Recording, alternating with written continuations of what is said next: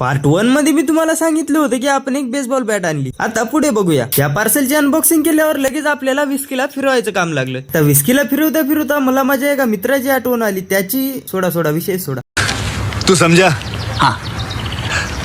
नाही तू समझा नाही. बाहेर येऊन बसलो होतो ते तेवढ्यात आपल्याला क्युटी पाय भेटायला आली. ओहो एवढे मऊ मऊ गाल. अरे भाई तुझ्या डोळ्याला काय झालं? तेवढ्यात आपलं दुसरं पार्सल आलं. अहो भैया अशी कशी गाडी लावली हो? 4 पैशाच्या नादात एखाद्या दिवशी मंगल भावानया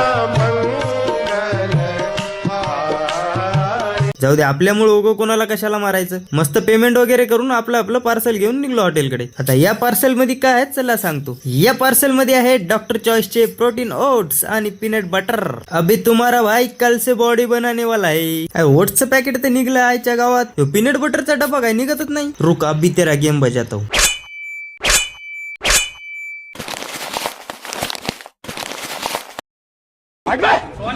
आता एवढ्या महागाची वस्तू मागवलीस तर टेस्ट करणार तू बनताय.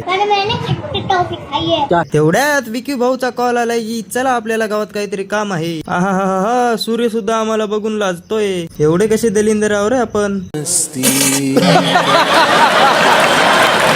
तेवढ्यात आपल्याला आपले काही फॉलोअर्स भेटले. हा फॉलोअर्स आहेत पण मित्र पण आहेत. मी तेजसचा खूप मोठा फॅन आहे. त्यांचे ब्लॉग डेली बघतो. डेली ब्लॉग दररोज बघतो. धन्यवाद.